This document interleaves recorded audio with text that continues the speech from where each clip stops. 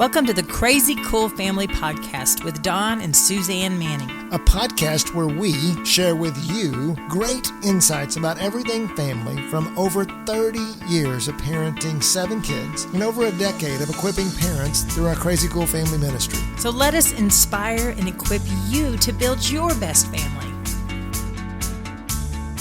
Welcome to the Crazy Cool Family Podcast. Welcome to summer. Welcome to, if you're in Texas, you are hot. Very, very hot. Oh, Suzanne, you're always hot. Thank you, babe. But I'm in temperature. Give me my hot flashes. We are talking about siblings and getting along siblings with each being other. best friends. And today we want to get you we want to paint a picture for you. Yeah. We want you to, I'll say it and then we'll explain it. We're going to move you from referee to coach. Referee to coach. You as the parent, Yeah. you either are a referee. You probably are a referee. I was definitely a referee. Well, think when I about was what a young referee parent. means with sibling fighting, that you are the one refereeing the fighting, deciding who's right and who's wrong, stopping them from yelling at each other, Giving the separating discipline or them. giving the consequence, throwing down the yellow Yes, flag. yes. Thinking about like a referee in a boxing match going, you go to your corner and you go to your corner. But or in a basketball game, how you have that foul's on you, number 32. And therefore, number 24 on the other team gets to shoot free throws. And really, when you're a referee, the kids think they're on separate teams. Yeah, that's good. And think about, so the kids think they're on separate teams. It's me versus my brother or sister. How do I win? Yeah, that's and, good. And instead of Maybe even how do I get away with the referee not seeing what I'm Oh, doing? Like you think about absolutely. in soccer all the time, they're so sly the way they get in there and they do a kick. They look like they're kicking the ball, but they're really kicking the person. And Or, in basketball, ball goes out of bounds and you're like, oh, it was off. Yeah, It's yeah, totally yeah, yeah. off my hand. Yeah. But I'm like, oh, it's my ball. Oh, gosh, I fooled him. He thinks it's off Yeah. there. And so you are creating that. And when you're a referee in your home, and you have to have a referee at some time. But what if you could do differently? A coach leads. A coach is inspiring.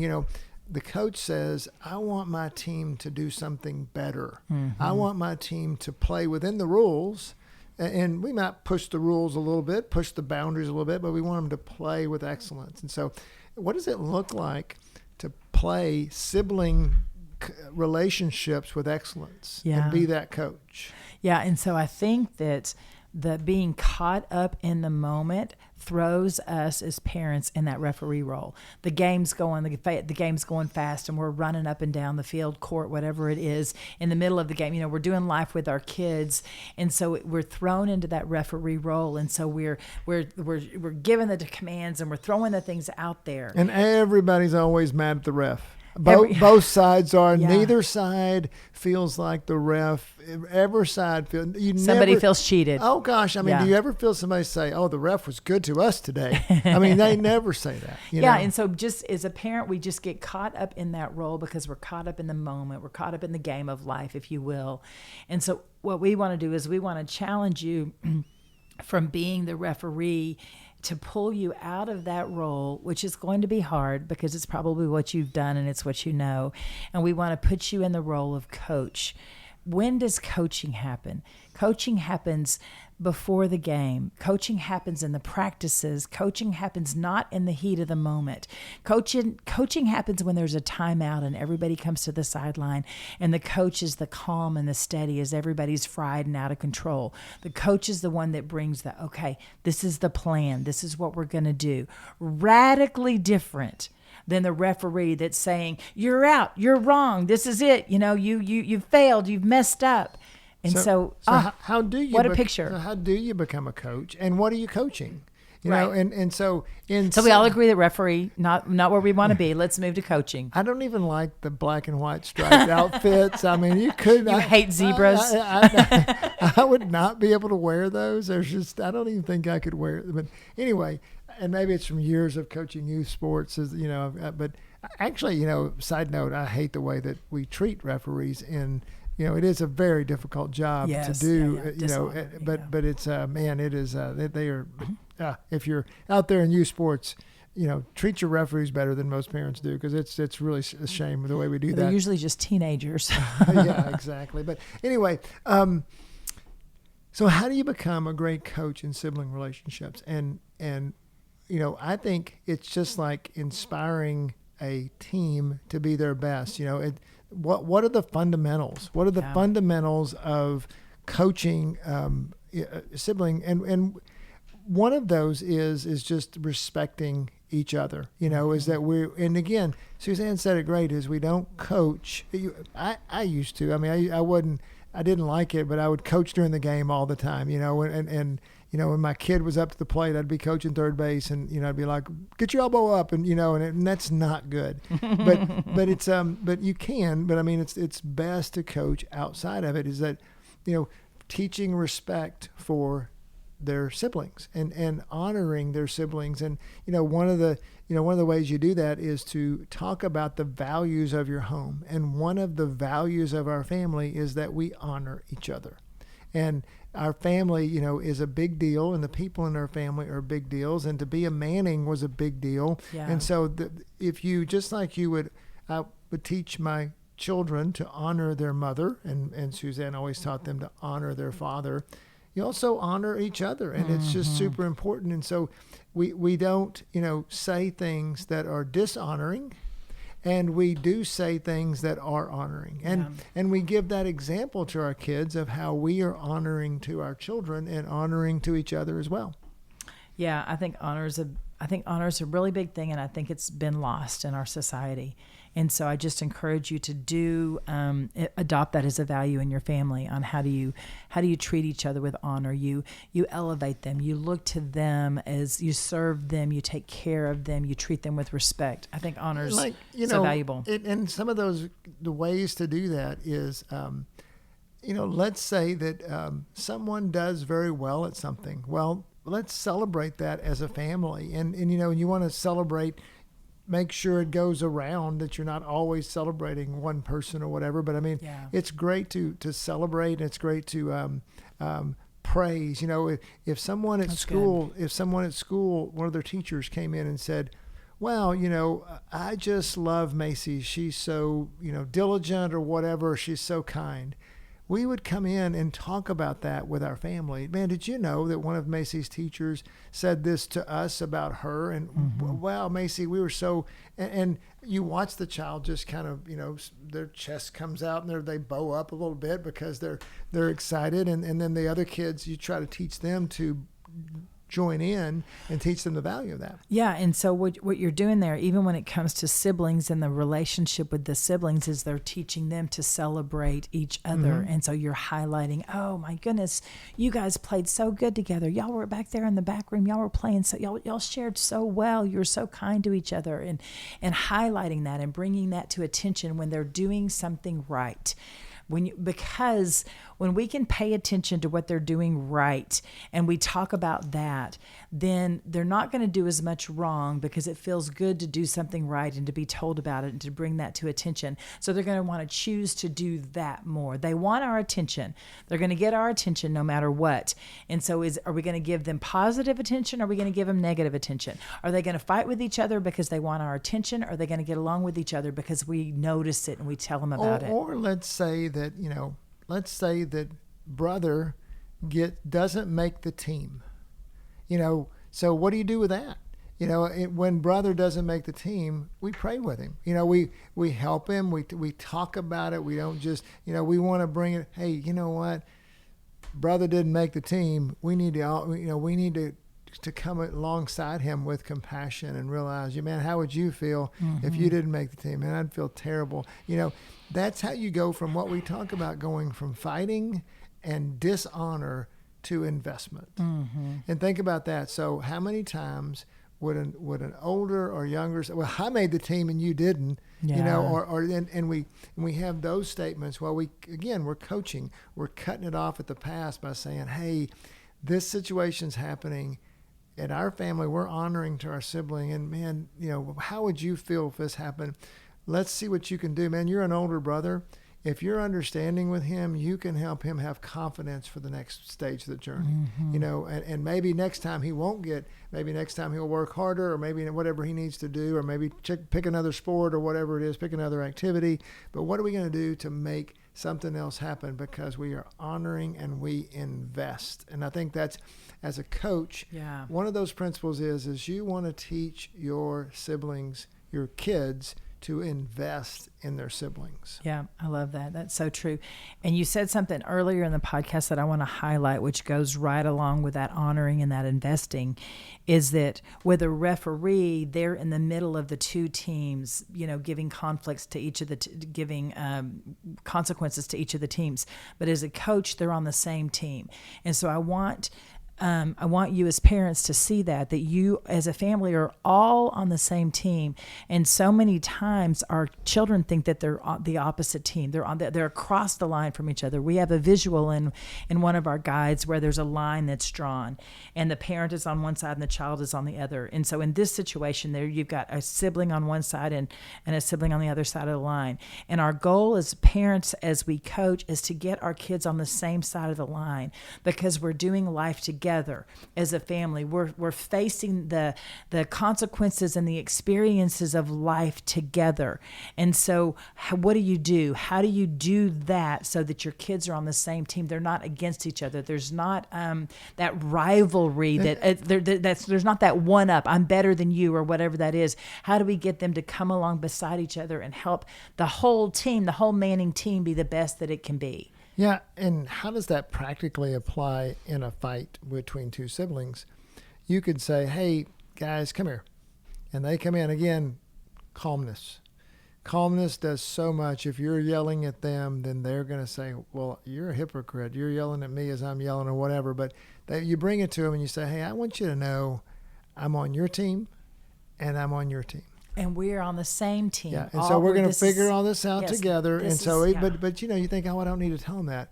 Yeah, you do, because so often, think about all the kids, maybe this was you, thought, man, they always give in to, my little brother, or they always, the older brother, the older sister, whatever, always got their way, or whatever. They were the favored child. Our kids are always jokingly lobbying to see who's the favorite kid.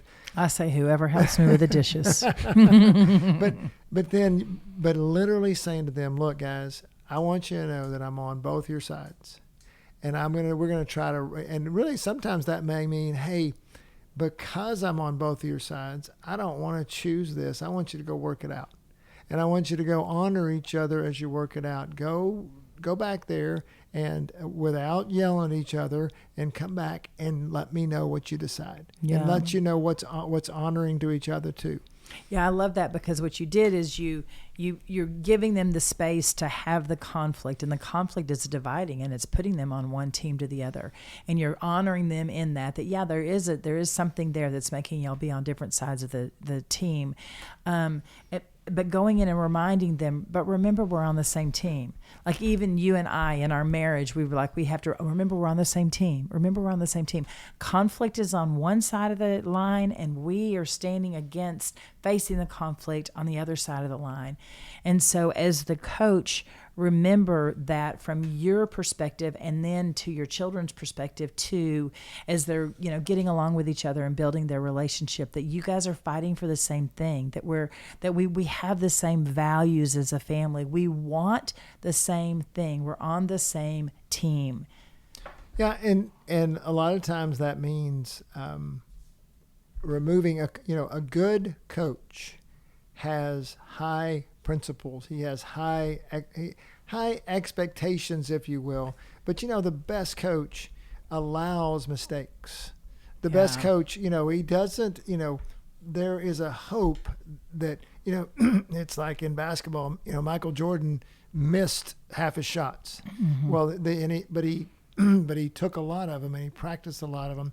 So with that, you're going to see mistakes. It doesn't mean that you can still have high standards, as your children are allowed to make mistakes and allowed to, the standard is we're going to honor our sibling, but sometimes we don't. Yeah. Well, then what does that sibling do? Let's go ask forgiveness for what we've done. And guess what? As a parent, you've already modeled that, because if you make the mistake, then I think I've said this in other podcasts, but I think, I would tell my kids, Dad never has the right to yell at you. Yeah. And then, so then if I did, I needed to apologize. Well, guess what? Now I have a standard, because if they yell at their sibling, I'll say, hey, you know what? What's my standard with you? Yeah. You know, we don't yell. We don't yell. And then they go, well, that's my standard for you too. Mm-hmm. Okay. You know, and they realize that but if you're the yeller and you're always yelling at them, and then you have a different standard for them, what are they going to do with that? You know, and so those are ways that you create this culture of honor, and you create, the coach creates a culture of investment. Yeah. And I'll tell you, we have really fought for this, and what I'll tell you is that we've seen it happen. So we've seen very difficult sibling relationships now go to the investments side. Yeah. Okay, so let's talk about practical. Like, I'm thinking about coaching, and I'm thinking about Don coached the majority of our kids' teams, basketball teams, coached. How many of you added it up at one point in time? Oh, well, probably 100. But 100 different teams, and so. But they were all little. I mean, they were not like I was a high school coach. Right, little. So he coached them, and so elementary and school. So as I get into this idea of referee versus coach and the roles of a coach, the coach had skills and drills that he did. You know, and you would always say it was in the practice, and it was in the behind the scenes is when you got good at the game, and so that happens also with your kids and their relationship. It's the behind the scenes stuff. It's not the heat of the moment of the crisis or the conflict. It's not it's in the day to day. And so what are some skills and drills that we would recommend to you to knit your kids together so that they will be best friends? Well, and first of all, I would recommend to choose them wisely and choose a few. Because your skills and drills, skills and drills. And get a sentence in there like siblings are best friends, or Well, and because, like, for example, when I coached youth baseball, young kids, the first thing we did was we coached them how to hit. And so everybody. So coach your kids how to hit each other well. Yeah. Is that what you're saying? So we would, a lot of other teams would coach on how to, hit the cutoff man. And we're like, they're not ready for that. So figure out some things that are in, but that's per season of your kids. If Sure. you've got little bitty kids, then then all this stuff we're talking about, pull them aside and teach them to forgive and talk and go figure it out. They can't do that when they're 2 and 3. And so what would be a skill or a drill when they're 2 or 3? But they can understand if they fight over a toy, they don't get the toy anymore. Okay, exactly, yeah. And they can understand that when they fight, or when they, if they get privileges removed, if they hit somebody and stuff like that. So you look for skills that are age appropriate, but also just, it's not so complex that they can't do it. How do you, and really bring in scripture to mind, that we are we are kind and compassionate to one another, forgiving each other as Christ forgave us. Things and like that. And love your neighbor as yourself. And right. And so what are those, what do you so think that's of? good. So I like that. So one of the skills is scripture. Just to find a couple scriptures that connect about relationship and use those when there's conflict and they're not getting along. Remember, the Lord tells us, or Scripture tells us, to love your neighbor as yourself. Do you remember Scripture tells us to be kind and compassionate to one another?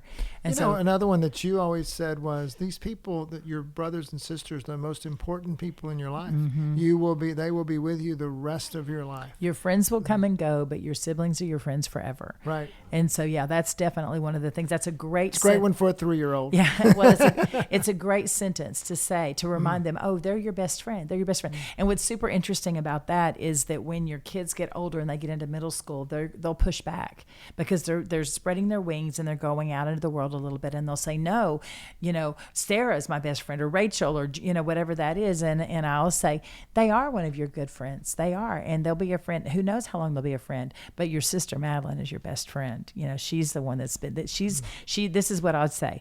She has been, or he has been handpicked by God to live under your roof for the majority of the first whole half of your life, and so there's a unique opportunity. So for you to be their best friend. So I would just say, that's too much to say, but a skill would be, or the drill would be, handpicked by God to be your best friend.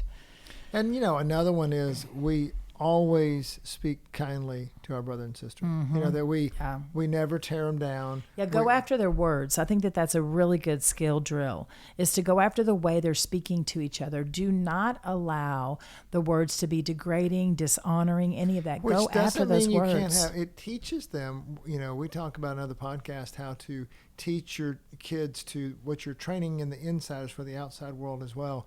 But it doesn't mean you can't have conflict. It's that you have conflict well. You learn how to fight clean. In other words, you learn how to fight, have disagreements without the disagreement becoming personal. Right. And you know, so often it is there is expectations, or there are that's not the word I'm looking for. There are they assume more than is there. You know, that she's taken that from me because she hates me. Yeah. Well, no, she just wanted it. She's just selfish. Selfish, sinful. Yeah. But, you know, things like that is to get them to see conflict in the right way and to be able to. So these are just, you know, things like, you know, in conflict, we don't speak harshly to our sibling because we honor them. You know, it goes back to honor and things like that. Yeah, another skill drill that I'm thinking of is to create opportunities to knit your kids together.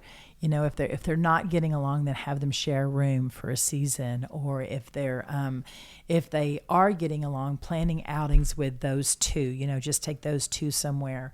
And you can even use like rewards for that. We did that. You know, we would have some kids having issues, and we might say, okay, here's what you're going to do. Go in this room for an hour, 30 minutes, whatever's age appropriate, and say, I don't want to hear anything come out. I don't want to hear, if I hear yelling, screaming, if not, when you get out, we'll go get some ice cream. Yeah, we'll have a popsicle whatever's going to happen. Absolutely. And then just get them again. They're just practicing. And here's the toys you can play with or whatever. Now, you guys have fought over this one before. What do you think you're going to do to resolve that if one of you want that? Well, I'm going to do this. And you know, again, older brother, hey, you're in charge. You know, be sure and take care of your younger brother. Because that's another thing that happens, I think, a lot that you can look at as a principal is the older sibling doesn't know how to handle the authority invested in them. So just training them, you know, as an authority, we're a servant leader. We're not a commanding leader, especially as a, you know, I tell my kids all the time, I said, look, I tell you what, I'm going to be the dad. You be the great big brother. Yeah. You know, I'm going to be the dad. You be the great, wonderful, compassionate big sister. Okay. I'll handle the parenting. You handle just the helping me be your best, you know? Yeah.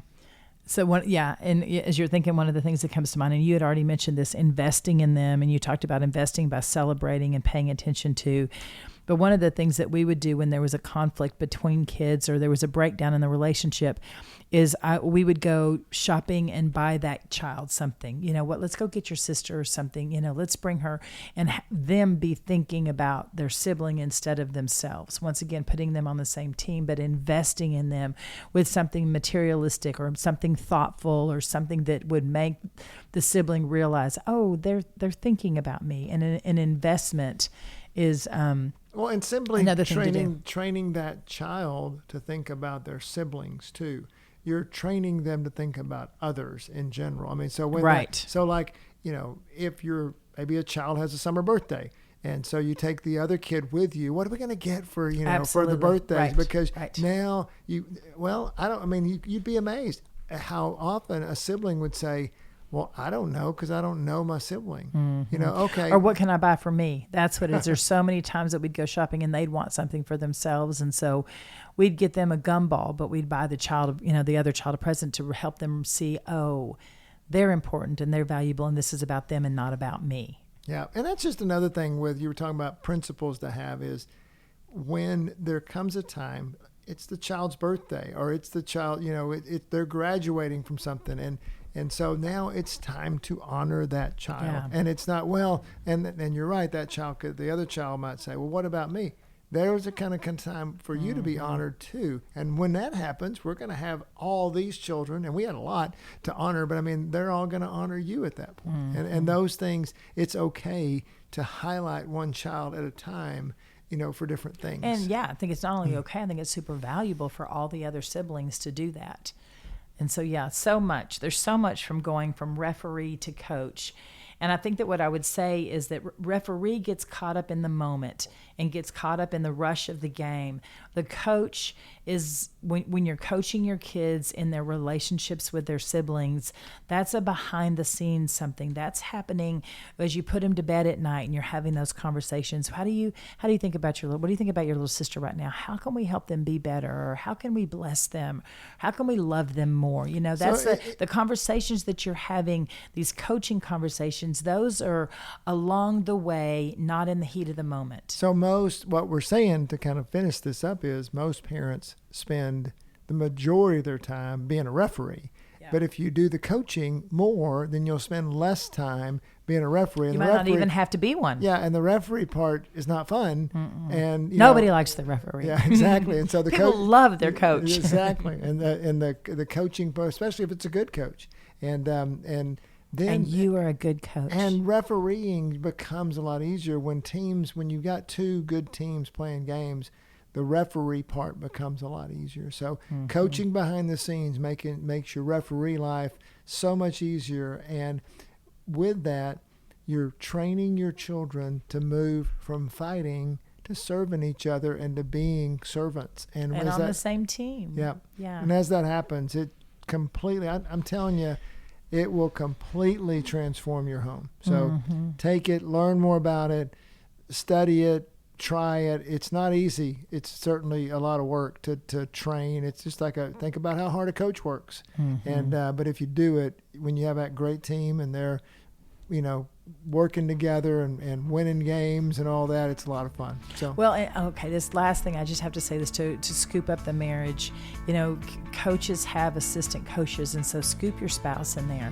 If there's something that's happening with your kids, your siblings they're not being on the same team, then ask your spouse, because that assistant coach or that owner of the team, if you will, or however you want to say it, has got a beautiful insight. And so I just want to encourage you to include that coach and that assistant coach in there, as well as you're choosing to have as you as parents are rearranging how your siblings interact with each other.